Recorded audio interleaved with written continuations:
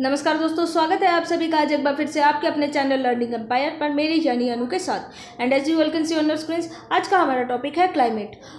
यह हमारे सेशन का तीसरा पार्ट है। इसके 2 पार्ट ऑलरेडी मैं अपने चैनल पे अपलोड कर चुकी हूँ। यदि आपने वो दोनों पार्ट्स नहीं देखे हैं तो पहले आप वो दोनों पार्ट्स देखिए, उसी के बाद आपको पार्ट 3 अच्छे से समझ में आएगा। And we are talking about part 3 without any further delay. Let's start. और शुरू करते हैं दोस्तों बहुत बेसिक जानकारी से। जानकारी ये है कि हमारे एटमॉस्फेयर में कई सारी आपको लेयर्स देखने को मिलेगी, जैसे ट्रोपोस्फेयर है, स्ट्रेटोस्फेयर है, मेसोस्फेयर है, थर्मोस्फेयर है, एक्सोस्फेयर है। और मेसोस्फेयर और थर्मोस्फेयर के बिल्कुल बीचों बीच आपको एक और लेयर देखने को मिलेगी जिसका नाम है आइनोस्फेयर। आइनोस्फेयर क्या काम करती है दोस्तों? आइनोस्फेयर जो है, जितने भी आपके टीवी है, फ़ोन है, यानी कि जितने भी सिग्नल्स आपके पास आते हैं वो सभी के सभी सिग्नल आइनोस्फेयर से होके आते हैं। ठीक है, तो अब बात आती है कि इन लेयर्स को सीक्वेंस वाइज याद कैसे किया जाए। तो इनको याद करने में बड़ी प्रॉब्लम्स आती हैं। इसी प्रॉब्लम का सॉल्यूशन है इनको ट्रिक्स के थ्रू याद किया जाए। बहुत इजी ट्रिक मैं आप सभी के सामने लेके आई हूँ और वो ट्रिक है trust me in the exam. तो ये ट्रिक बिल्कुल सीक्वेंस वाइज लगी हुई है। जैसे ट्रस्ट से बन जाएगा ट्रोपोस्फेयर और स्ट्रेटोस्फेयर, जैसे आप यहाँ पे भी देख सकते हैं ट्रोपोस्फेयर और स्ट्रेटोस्फेयर। मी से आ जाएगा मेसोस्फेयर तो मेसोस्फेयर, इन से आ जाएगा आइनोस्फेयर तो मेसोस्फेयर के ऊपर आती है आइनोस्फेयर, डी से आ जाएगा थर्मोस्फेयर और एग्जाम से आ जाएगा आपका एक्सोस्फेयर।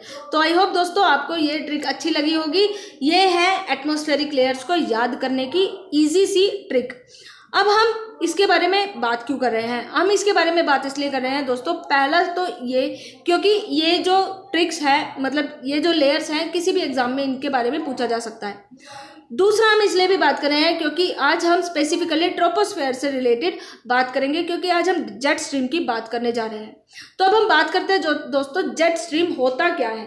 तो दोस्तों अगर आपने कल का हमारा सेशन देखा होगा तो आपको समझ आया होगा कि जो हमारी पृथ्वी है उसको 2 बराबर हिस्सों में बांटने का काम करती है इक्वेटर।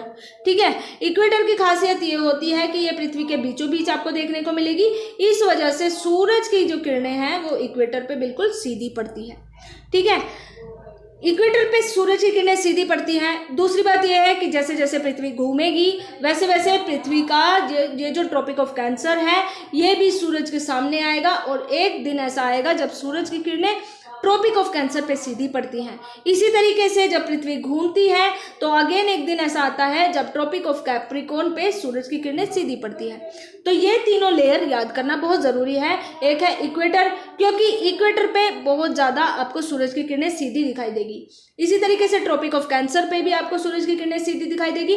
ट्रॉपिक ऑफ कैप्रिकॉर्न पे भी आपको सूरज की किरणें सीधी दिखाई देगी। ये था दोस्तों ट्रॉपिक्स की बात। अब हम बात करते हैं इस फोटो की। तो आप सपोज कीजिए कि ये है हमारी इक्वेटर, यहाँ पे हमें सूरज की किरणें बिल्कुल सीधी पड़ती हुई दिखाई दे रही है, और ये है हमारा पोल्स, यहाँ पे सूरज की किरणें बिल्कुल सीधी नहीं पड़ेगी, यहाँ पे टेढ़ी आपको सूरज की किरणें दिखाई देगी। तो हमने क्या बात की थी? हमने ये बात की थी कि जिस जगह पे सूरज की किरणें बिल्कुल सीधी पड़ेगी उस जगह का टेम्परेचर बहुत ज़्यादा हाई हो जाएगा। अब जब हाई टेम्परेचर हो जाएगा तो प्रेशर जो है वो लो हो जाएगा। कौन सा प्रेशर? एयर प्रेशर लो हो जाएगा। ठीक है, और जहां पे सूरज की किरणें सीधी नहीं पड़ेगी, जैसे पोल्स है और इसके आसपास का एरिया है, यहाँ पे आपको हाई प्रेशर देखने को मिलेगा।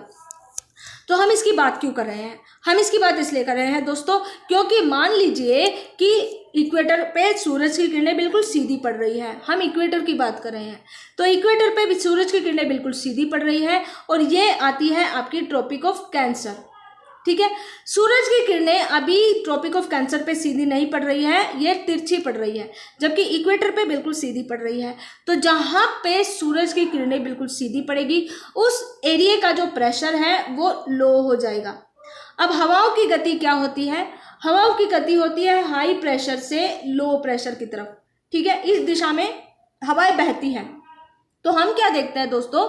हम ये देखते हैं कि क्योंकि इक्वेटर पे सूरज की किरणें बिल्कुल सीधी पड़ रही है इसलिए इक्वेटर पे लो प्रेशर हमें देखने को मिलेगा, जबकि जो हमारी ट्रॉपिक ऑफ कैंसर है वहाँ पे सूरज की किरणें अभी तिरछी पड़ रही हैं। इस वजह से ट्रॉपिक ऑफ कैंसर पे हमें हाई प्रेशर देखने को मिलेगा। तो इस हिसाब से अब क्या होता है दोस्तों कि हवाएं हाई प्रेशर से लो प्रेशर की तरफ ट्रेवल करेगी।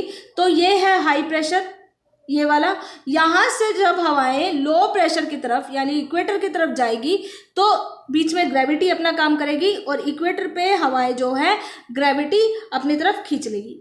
फिर ये ग्रेविटी इन हवाओं को वापस से मोड़ देगी और ये हवाएं जो है इस तरह से एक पूरा साइकिल बना लेगी। तो हमने क्या देखा, सूरज की किरणें बिल्कुल सीधी पड़ती हैं, यह है कैंसर। सूरज की किरणें बिल्कुल सीधी पड़ती है, यहाँ पे हाई प्रेशर है, यहाँ पे लो प्रेशर है और यहाँ से हवाएं इस तरीके से ट्रेवल करते हुए एक बॉक्स का यानी एक सेल का आकार ले लेती है और इसी सेल में हवाएं बहने लगती हैं। सेम सिनेरियो इधर भी होता है दोस्तों, इधर भी एक सेल बन जाता है हवाओं का और एक सेल यहाँ पे भी बन जाता है। हम क्या देखते हैं दोस्तों कि यहाँ भी हमें हवाएं देखने को मिलेगी, यहाँ भी हमें हवाएं देखने को मिलेगी और यहाँ भी हमें हवाएं देखने को मिलेगी। बात आती है इस बीच के गैप की। तो ये जो यहाँ पे एक वॉइड क्रिएट हो गया, इसको कैसे भरा जाए। हवाएं यहाँ भी आ गई, यहाँ भी आ गई, यहाँ भी आ गई, लेकिन यहाँ नहीं पहुँच पाई और ना ही यहाँ पहुँच पाई। तो अब सवाल ये है दोस्तों कि ये जो खालीपन है, ये जो वॉइड है, इसको कैसे भरा जाए। इस वॉइड को भरने के लिए हर तरफ से अब हवाएं जो है इधर की तरफ अट्रैक्ट होगी, सारी नहीं, कुछ पोर्शन हवाओं का इन दोनों खाली स्थानों में अट्रैक्ट होगा। अब ये जो हवाएं हैं अलग अलग टेम्परेचर की होगी, यानी गर्म हवाएं, ठंडी हवाएं, दोनों तरह की हवाएं एक साथ इंटरेक्ट करेगी। अब ये कुछ ऐसी सिचुएशन हो गई जैसे आपने तेल में पानी मिला दिया, पूरी तरीके से नहीं मिल पाता है। इस वजह से क्या होता है दोस्तों कि ये जो हवाएं हैं एक दूसरे से टकराते हुए बिल्कुल गोल गोल ये घूमने लगती है और साइक्लोनिक एक्टिविटीज करने लगती है। ये जो हवाएं हैं बहुत बिल्कुल एकदम स्पीड में गोल गोल घूमने लगती है, साइक्लोनिक एक्टिविटीज करने लगती है। और ये जो हवाएं हैं हम देखते हैं कि साल के 12 महीने ये हवाएं बहती रहती हैं। दो तरीके से ये हवाएं बहती हैं, एक तो वेस्ट की तरफ से आने वाली हवाएं हैं। तो जो हवाएं वेस्ट की तरफ से आएगी यानी इधर की तरफ से आएगी उसको वेस्टर्ली बोला जाएगा और जो हवाएं ईस्ट की तरफ से आएगी उसको ईस्टर्ली बोला जाएगा। इंडिया की अगर मैं बात करूं तो ईस्ट वेस्ट से आने वाली हवाएं इंडिया के लिए इंपॉर्टेंट होती है, जबकि ईस्ट से आने वाली हवाएं इंडिया के लिए उतनी इंपॉर्टेंट नहीं होती। इन हवाओं को क्या कहते हैं, इन हवाओं को हम बोलते हैं जेट स्ट्रीम। जेट स्ट्रीम इसलिए बोलते हैं दोस्तों क्योंकि इन हवाओं की जो स्पीड होती है बहुत ज़्यादा हाई हो जाती है, 150 किलोमीटर पर आवर की स्पीड से भी ज़्यादा स्पीड से ये हवाएं बहने लगती हैं। तो हमने क्या देखा दोस्तों, अलग अलग टेम्परेचर, अलग अलग एयर प्रेशर की वजह से हवाएं जो है 3 अलग अलग सेल बना लेती हैं। इन 3 सेल के बीच में जब एक खालीपन क्रिएट हो जाता है तो उस खालीपन में बहुत स्पीड से बाकी हवाएं इंटरेक्ट करती हैं और ये जो खालीपन है इसको भर देती है। और ये जो हवाएं होती हैं इन्हीं को हम जेट स्ट्रीम बोलते हैं। अब हम बात करते हैं दोस्तों जेट स्ट्रीम के बारे में। ये होती क्या है, जेट स्ट्रीम आपको कहाँ पे दिखाई देगी। जेट स्ट्रीम आपको 12,000 मीटर की ऊंचाई पे देखने को मिलेगी। तो बहुत पतली सी बेल्ट होती है, जैसे आप इधर भी देखिए दोस्तों, इस वाली फोटो में एक सेल यहाँ बन गया, एक सेल यहाँ बन गया, एक सेल यहाँ बन गया। इन तीनों सेल्स के बीच में आप नोटिस कर सकते होंगे कि एक वॉइड क्रिएट हो गया है। अब इस वॉइड को भरने के लिए हवाएं जो है इस तरीके से ट्रैवल करती है और इस वॉइड में आके ट्रैप हो जाती है और इस वॉइड को भर देती है और ये जो हवाएं हैं यही जेट स्ट्रीम कहलाती है। ये जो हवाएं हैं, ये जो जेट स्ट्रीम है दोस्तों, ये सरफेस पे नहीं बहती बल्कि ये बहुत हाई ऑल्टीट्यूड पे बहती है। कितना एल्टीट्यूड, 12,000 मीटर। इनको वेस्टर्लीज बोला जाता है, ठीक है। ट्रोपोस्फेयर की अगर मैं बात करूं तो इंडिया धरती की जो सबसे पहली लेयर होती है अगर आपको याद होगा तो वो है ट्रोपोस्फेयर। तो जेट स्ट्रीम आपको कौन सी लेयर में दिखाई देगी, जेट स्ट्रीम आपको ट्रोपोस्फेयर में दिखाई देगी। किस रूप में, वेस्टर्लीज के रूप में दिखाई देगी, ठीक है। ये जो जेट स्ट्रीम है इनकी 2 अलग अलग तरीके से स्पीड होती है। समर में इनकी स्पीड जो है 110 किलोमीटर पर आवर की होती है, जबकि विंटर में इनकी स्पीड जो है 184 किलोमीटर पर आवर होती है, ठीक है। तो ये जो जेट स्ट्रीम है समर में अलग तरीके से और विंटर में अलग तरीके से रिएक्ट करती है, ठीक है। अगर मैं बात करूं कि ये इंडिया को कौन सी जेट स्ट्रीम इंपॉर्टेंट होती है। इंडिया के लिए वेस्ट से आने वाली जेट स्ट्रीम इंपॉर्टेंट होती है, इनको वेस्टर्लीज बोला जाता है। ठीक है, ये जो वेस्टर्लीज होती है जब इंडिया में पहुंचती है तो इंडिया में एकदम से ये टेम्परेचर चेंज कर देती है, यानी कि इंडिया में सर्दी लाने का काम जेट स्ट्रीम करती है। और दूसरी जो विंड होती है उनको ईस्टर्ली बोला जाता है। ये जो विंड है ईस्ट से वेस्ट की तरफ जाती है और ये इंडिया से दूर जाती है, इसलिए इनको ईस्टर्ली बोला जाता है। तो हमने क्या देखा दोस्तों, वेस्ट से ओरिजिनेट हो रही है तो इनको वेस्टर्ली बोला जाएगा, ईस्ट से ओरिजिनेट हो रही है तो इनको ईस्टर्ली बोला जाएगा। इंडिया के लिए वेस्टर्लीज ज़्यादा इंपॉर्टेंट होती है क्योंकि इंडिया में सर्दी लाने का काम वेस्टर्लीज करती हैं। वेस्टर्लीज आपको ट्रोपोस्फेयर में दिखाई देगी और ये जो वेस्टर्लीज हैं ये 12,000 मीटर की ऊंचाई पे आपको देखने को मिलेगी। ठीक है, तो ये था दोस्तों सब कुछ अबाउट जेट स्ट्रीम। अब हम बात करते हैं इसी उम्मीद के साथ कि आप सभी को जेट स्ट्रीम के बारे में अच्छे से समझ में आ गया होगा। तो अब हम बात करते हैं दोस्तों वेस्टर्न साइक्लोनिक डिस्टर्बेंस की। बात करेंगे दोस्तों, हमने ये देखा कि इंडिया में सर्दी क्यों आती है, जेट स्ट्रीम की वजह से आती है। अब हम ये देखेंगे कि साइक्लोन्स क्यों आते हैं या फिर फोग क्यों बनता है, कोहरा क्यों छाता है। कोहरा इसलिए छाता है दोस्तों कि यहाँ पे इंडिया में 3 तरीके की कंडीशन आपको देखने को मिलेगी। पहली कंडीशन आपको पता होगा दोस्तों कि हिमालय जो पर्वत है वो बहुत ज़्यादा ऊंचाई पे है और हाई ऑल्टीट्यूड होने की वजह से टेम्परेचर कम हो जाता है, जिस वजह से यहाँ पे आपको बहुत ज़्यादा ठंड देखने को मिलेगी।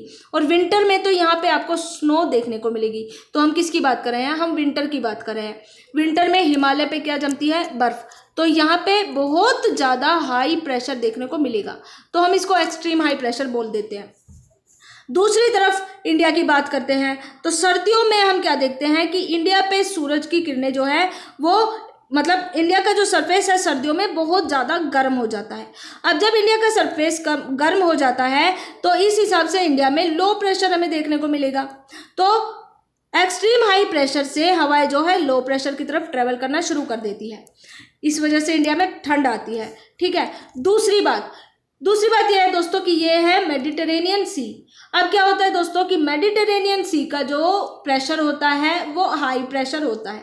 हिमालय का एक्सट्रीम हाई प्रेशर हम देखते हैं और मेडिटेरेनियन सी का हम हाई प्रेशर देखने को मिलता है।